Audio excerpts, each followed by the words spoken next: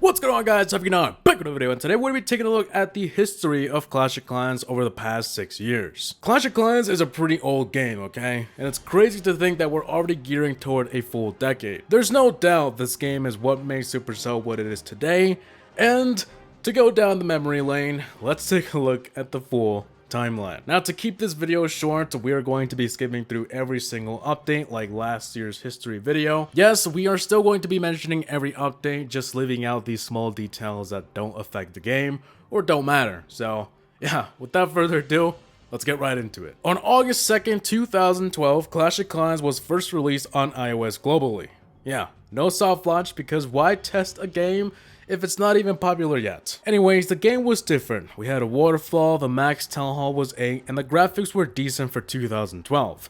You know, nothing crazy. You gotta keep in mind, people were playing this game on their 3GS and their iPhone 4, so yeah. Around 4 weeks later, on August 30, 2012, Supercell put out the first ever update, which introduced some new goodies: the Tesla, new decorations, and graphic improvements to make the game look more dank. September 18th, spells were finally added to the game, but it was only 3, the lightning, heal, and rage spell. Along with spells, replays were added to battles so you could now watch them over.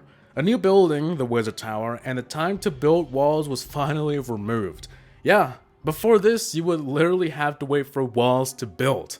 What a time to be alive. October 15, not much happened, but we did get 2 main things: the kick message for when you kick someone, and clan trophy requirements. 2 weeks later, on October 27, the first seasonal update came out, which was Halloween. But that wasn't everything, because Town Hall 9 was now the highest Town Hall. We got a lot of new stuff: the Expo, a jump spell, and unfortunately though, in this update, Supercell removed the ability to sell buildings. It was nice having that feature, but it didn't last. November 19 was the first winter update. I don't know why, since this was still November, but yeah. Aside from the usual snow, trees, and the Santa spell, which for this year was new, the clan caster troops were now able to jump walls instead of just being trapped in one spot. Also, the ability to boost buildings such as the Spell Factory and Collectors was added for the first time in the game. The first update of 2013 on January 10, this was the biggest update in history. Well, not really, but heroes were added, which at the time was a big deal, and yeah. It was only the king and queen. Along with all this, we also had the introduction to Dark Elixir. Obviously, you need them to have heroes.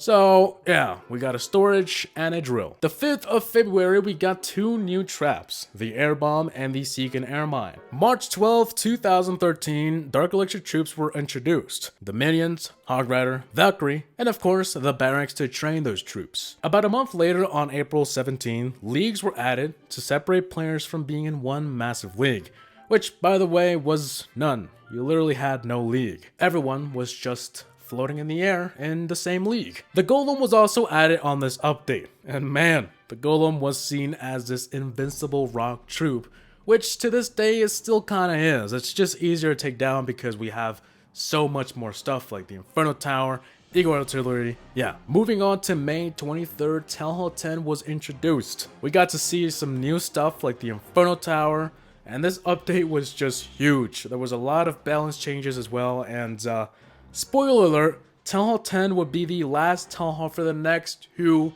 years. Man. The 17th of June, a new spell was added called the Freeze. Just about a week after that as well, one of the smallest updates ever on June 24, an extra mine and pump was added to Town Hall 10. July 28, 2013, a new Dark Elixir troop was added: the Witch. We also got the chance to now share replays to clan chat, and also we got the ability to mute players in global if they got too annoying, you know. August 9, this update was small as well. All it did was remove a feature we had for the anniversary updates. And yeah, the 27th of that month, the player profile got a rework. New levels for troops and spells, and most importantly, graphic changes that will make the game look better. September 30 was a very important part of the history of Clash of Clans. Literally, Village Edit Mode was added, meaning now you didn't have to move everything around the board to make a new base. So making bases was now a walk in the park. October 10, we got a minor update, which was optional. It was just of some bug fixes or some changes that we didn't really need, but they said, hey, you know what? We'll leave it up to you if you want to update or not. November 6th, we could now upgrade traps, Previously, traps were just traps, no level 1, 2, or 69. No. And also, spells were updated to cost elixir instead of gold. Man, I remember when this happened and it was kind of weird, but I'm glad they did that because now it makes sense. December 5, the last update of 2013, brought back the Christmas theme. A multi-target ability was added to the Inferno Tower so it could now target a few troops at the same time, and also level 3 was added to that as well. So, 2013 ended off as a good year. Heading on over to 2014 on January 29, heroes were given abilities. Prior to this update, heroes would only do one thing by themselves, which was hit troops and hit buildings. But this update made them much more hero-like. Co-leaders were also added to clans, but elders were nerfed to give co-leaders more power. So now, we had members, elders, co-leaders, and the leader. On April 9th, this was the update that made Clash of Clans live up to its name. Yeah, you guessed it, Clan Wars. This was the update that revived Clash of Clans to its fullest potential once again. It was a massive update, and to this day, it's a very big part of the game, you know? May 16, they also added the ability to save war bases and also edit them. Along with other clan improvements and fixes, they also made village edit mode available for Town Hall 3. July 3rd, this was a huge balance update. Lots of changes, graphic improvements, hero AI rework, and finally live battle spectating was added to Clan Wars to watch players as they attack. Anyways, from July 3rd to September, there were no updates because Supercell was on their yearly break. So finally, the 16th of September, a new Dark Elixir troop was introduced. The Lava Hound. October 22, we got to see a new trap called the Skeleton Trap. And also, you can now upgrade walls with Elixir. Any level of walls you can upgrade with Elixir. It didn't matter. The 11th of December, the last update of 2014, multiple layouts were added to Village Edit mode. The ability to also watch live replays of your base getting attacked was also added. Before this update, you could not watch what was going on until the battle was over, which kinda sucked. Unfortunately, the update also made upgrading walls a bit different. The minimum wall requirement to upgrade with Elixir was now level 9. 2015 came along, and on February 24, clans now had levels. This made clans able to level up and earn perks that all clan members can benefit from. April 30, a new defense was added, the Leaf Blower. The Air Sweeper. July 1st, 2015, the Dark Spell Factory was added. This meant dark spells were also introduced. The Poison Spell, Earthquake, and Haste Spell. And finally, more leagues were added. Titan and Legend League. Moving on to September 9, the main part of this update was a War Tiebreaker. The War Tiebreaker was pretty much a way to determine who won the tie. Aside from that though, 25 new walls were added for Town Hall 10, so yeah, October 22, this update was mainly just for the seasonal changes, you know, the usual Halloween decorations and discounted gem boost. But the next update on December 10 was better, and this update changed the game in many ways. This update brought Clash of Clans into a new era, Town Hall 11. With Town Hall 11, we got to see the Eagle Artillery, Grand Warden, and extra defenses.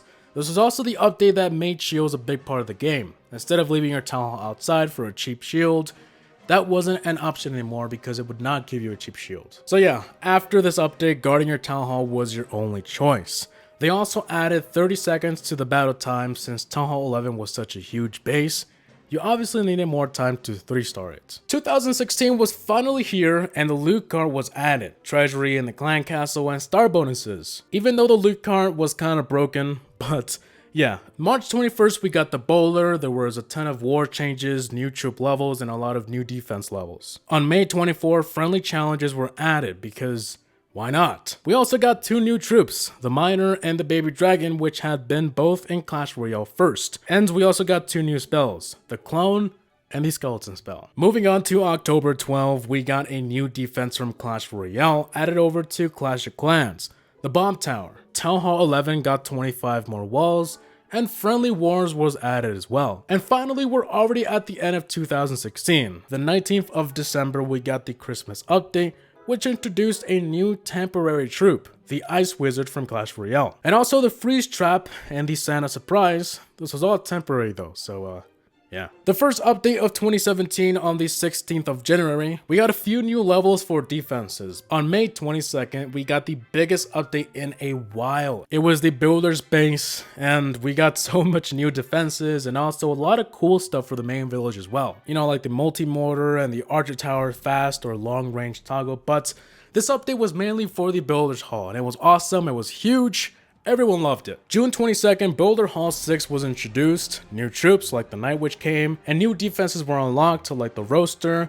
There was also a ton of balance changes and nerfs to certain buildings that were previously giving players way too much of an advantage. You know, like the Clock Tower. Used to be so much better back in the day, but maybe a little too good. On September 27, 2017, Builder Hall 7 came along. We got the new giant cannon, the new dropship, and more levels for troops in the home village and Builder Hall. Heading on to October 11th, this update was mainly for friends, you know, communication, just the social aspect of the game. You can now see who of your friends was online, friendly battles were added for the builder's base, and finally a ton of rework for clan wars, more levels, clan restrictions, and more. Flying over to October 12th, this was just a minor maintenance break, you know, to fix some bugs from the update the day before. December 18, the last update of 2017, we got a new feature called Clan Games. Basically a new feature that will allow players in the clan to earn rewards.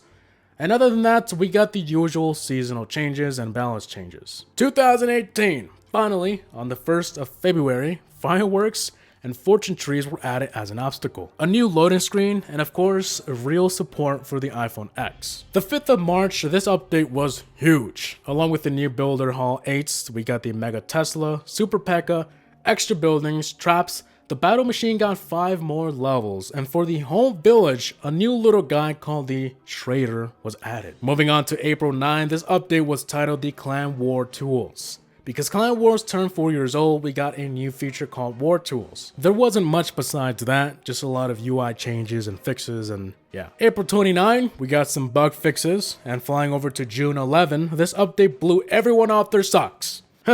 Where do we start? Town Hall 12. Yep. Just like that, in your face. With Town Hall 12, we got the Siege Machine and the Siege Workshop, the Wall of Wrecker, the Battle Bus, the Blimp. I should probably stop playing Fortnite, even though I haven't played for like 3 months. But anyways, we got the Electro Dragon. You can now change your name multiple times with gems, clan improvements, and much more. I don't know, this update was big. I just can't mention everything or else I would take up an extra 5 minutes of this video. And my voice is already running out, so I don't think that's a good idea. June 26th, we got a lot of upgrade times reduced.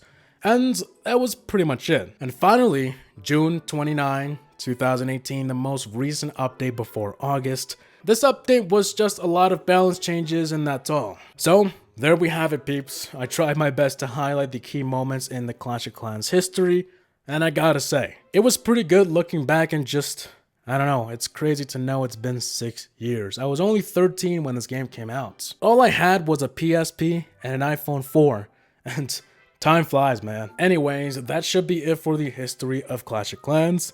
Feel free to comment down below your favorite moments, and when did you start playing Clash of Clans? Just let me know down below, and yeah, really hope you guys enjoyed. Please like, comment, and subscribe for more videos. Tell me what you guys think of the comment section. See you on the next one.